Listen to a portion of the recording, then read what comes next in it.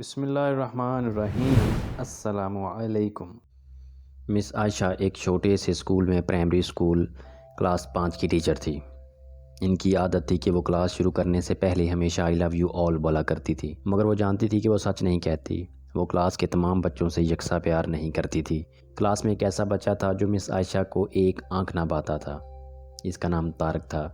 طارق میلی کچیلی حالت میں اسکول آ جایا کرتا تھا۔ اس کے بال بگڑے ہوئے ہوتے، جوتوں کے تسمے کھلے ہوئے، قمیض کے کالر پر میل کا نشان ہوتا۔ لیکچر کے دوران بھی اس کا دھیان کہیں اور ہوتا۔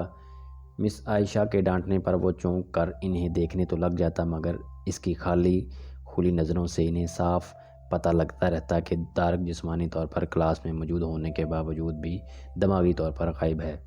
رفتہ رفتہ مس عائشہ کو طارق سے نفرت ہونے لگی۔ کلاس میں داخل ہوتے ہی طارق مس عائشہ کی سخت تنقید کا نشانہ بننے لگتا۔ ہر بری مثال طارق کے نام سے منسوب کی جاتی۔ بچے اس پر کھلکھلا کر ہنستے اور مس عائشہ اس کی تذلیل کر کے تسکین حاصل کر لیتی۔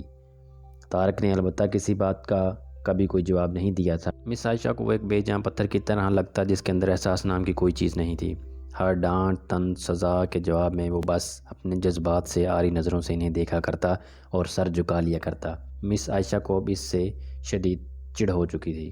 پہلا سیمسٹر ختم ہوا، رپورٹس بنانے کا مرحلہ آیا تو مس عائشہ نے طارق کی رپورٹس میں اس کی تمام برائیاں لکھ ڈالی۔ پروگریس رپورٹ والدین کو دکھانے سے پہلے ہیڈ مسٹرس کے پاس جایا کرتی تھی۔ انہوں نے جب طارق کی رپورٹ دیکھی تو مس عائشہ کو بلایا۔ مس عائشہ، پروگریس رپورٹ میں کچھ تو پروگریس بھی نظر آنی چاہیے۔ آپ نے تو جو کچھ لکھا ہے اس سے طارق کے والدین اس سے بالکل ہی ناامید ہو جائیں گے۔ میں معذرت خواہ ہوں، مگر طارق ایک بالکل ہی بدتمیز اور نکما بچہ ہے۔ مجھے نہیں لگتا کہ اس کی پروگریس کے بارے میں کچھ لکھ سکتی۔ مس عائشہ نفرت انگیز لہجے میں بول کر وہاں سے اٹھ گئی۔ ہیڈ مسٹرس نے ایک عجیب حرکت کی۔ انہوں نے چپڑاسی کے ہاتھ مس عائشہ کے ڈیسک پر طارق کی گزشتہ سالوں کی پروگریس رپورٹ رکھوا دیں۔ اگلے دن مس عائشہ کلاس میں داخل ہوئیں تو رپورٹس پر نظر پڑی۔ الٹ پلٹ کر دیکھا تو پتہ لگا کہ یہ طارق کی رپورٹس ہیں۔ پچھلی کلاسوں میں بھی اس نے یقیناً یہی گل کھلائے ہوں گے، مس عائشہ نے کہا۔ انہوں نے سوچا اور کلاس 3 کی رپورٹ کھولی۔ رپورٹ میں ریمارکس پڑھ کر ان کی حیرت کی کوئی انتہا نہ رہی جب انہوں نے دیکھا کہ رپورٹس اس کی تعریفوں سے بھری پڑی ہے۔ طارق جیسا ذہین بچہ میں نے آج تک نہیں دیکھا ہے۔ انتہائی حساس بچہ، اپنے دوستوں ٹیچر سے بے حد لگاؤ رکھتا۔ آخری سیمسٹر میں بھی طارق نے پہلی پوزیشن حاصل کر لی۔ مس عائشہ نے غیر یقینی طور پر کلاس 4 کی رپورٹ کھولی۔ طارق نے اپنی ماں کی بیماری کا بے حد اثر لیا ہے۔ اس کی توجہ پڑھائی سے ہٹ رہی ہے۔ طارق کی ماں کو آخری سٹیج کا کینسر تشخیص ہوا۔ گھر پر اس کا اور کوئی خیال رکھنے والا نہیں جس کا گہرا اثر اس کی پڑھائی پر پڑا ہے۔ طارق کی ماں مر چکی ہے اور اس کے ساتھ ہی طارق کی زندگی کی امیدیں بھی۔ اسے بچانا پڑے گا اس سے پہلے کہ بہت دیر ہو جائے۔ مس عائشہ پر لرزہ طاری ہو گیا۔ کانپتے ہاتھوں سے انہوں نے پروگریس رپورٹ بند کی۔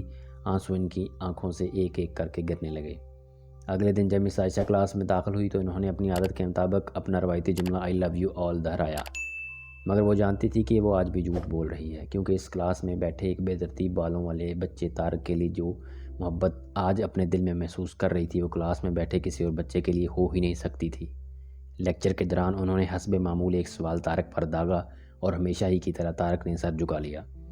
جب کچھ دیر تک مس عائشہ کی طرف سے کوئی ڈانٹ ڈپٹ اور ہم جماعت ساتھیوں کی جانب سے ہنسی کی آوازیں اس کے کانوں میں نہ پڑی تو اس نے اچنبے میں سر اٹھا کر ان کی طرف دیکھا۔ خلاف توقع ان کے ماتھے پر آج بل نہ تھے، وہ مسکرا رہی تھی۔ انہوں نے طارق کو اپنے پاس بلوایا اور اسے سوال کا جواب بتا کر زبردستی دہرانے کے لیے کہا۔ طارق 3-4 دفعہ کے اصرار کے بعد آخر بول ہی پڑا۔ اس کے جواب دیتے ہی مس عائشہ نے نہ صرف خود پر جوش انداز میں تالیاں بجائیں بلکہ باقی سب سے بھی بجوائیں۔ پھر یہ تو روز کا معمول بن گیا کہ مس عائشہ ہر سوال کا جواب اسے خود بتاتی اور پھر اس کی خوب پذیرائی کرتی۔ ہر اچھی مثال طارق سے منسوب کی جانے لگی۔ رفتہ رفتہ پرانا طارق سکوت کی قبر پھاڑ کر باہر آ گیا۔ اب مس عائشہ کو سوال کے ساتھ جواب بتانے کی ضرورت نہ پڑی۔ وہ روز بلا نقص جوابات دے کر سب کو متاثر کرتا اور نت نئے سوالات پوچھ کر سب کو حیران بھی۔ اس کے بال اب کسی حد تک سنورے ہوئے ہوتے، کپڑے بھی کافی حد تک صاف ہوتے جنہیں شاید وہ خود دھونے لگا تھا۔ دیکھتے ہی دیکھتے سال ختم ہو گیا اور طارق نے دوسری پوزیشن حاصل کر لی۔ الوداعی تقریب میں سب بچے مس عائشہ کے لیے خوبصورت تحفے لے کر آئے۔ مس عائشہ کے ٹیبل پر ڈھیر کرنے لگے۔ ان خوبصورتی سے پیک ہوئے تحائف میں ایک پرانے اخبار میں بتسلیقہ طرز پر پیک ہوا ایک تحفہ بھی پڑا تھا۔ बच्चे इसे देखकर हंस पड़े। किसी को जानने में देर न लगी कि तोहफे के नाम पर ये चीज़ तारक लाया है। मिस आयशा ने तहाइफ के इस छोटे से पहाड़ में लपक कर इसे निकाला। खोल कर देखा, इसके अंदर एक लेडीज़ परफ्यूम की आधी इस्तेमाल शुदा शीशी और एक हाथ में पहनने वाला बोसीदा सा कड़ा था जिसके ज़्यादातर मोती जड़ चुके थे।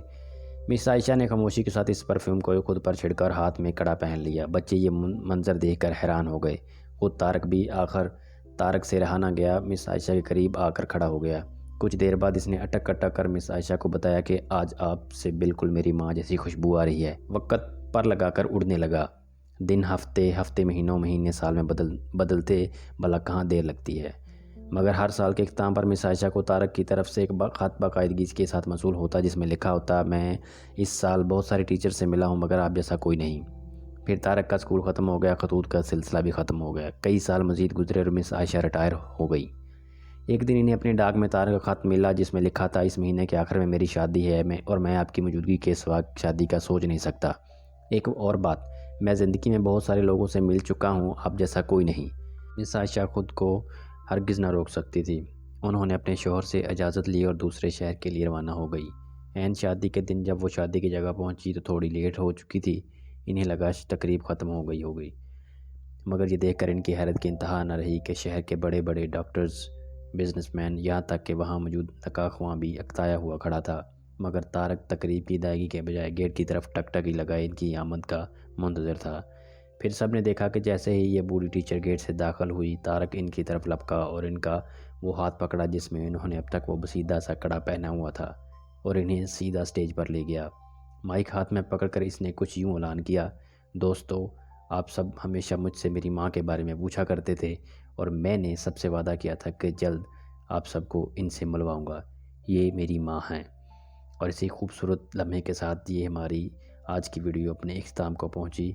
अज़ीज़ दोस्तों, इस खूबसूरत कहानी को सिर्फ़ उस्ताद और शागिर्द के रिश्ते से मंसूब करके ही मत सोचिएगा।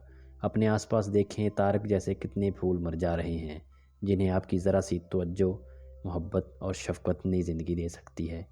कहानी सुनने का बहुत शुक्रिया। वीडियो अच्छी लगी हो तो इसको लाइक, शेयर और चैनल को लाजमी सब्सक्राइब करें।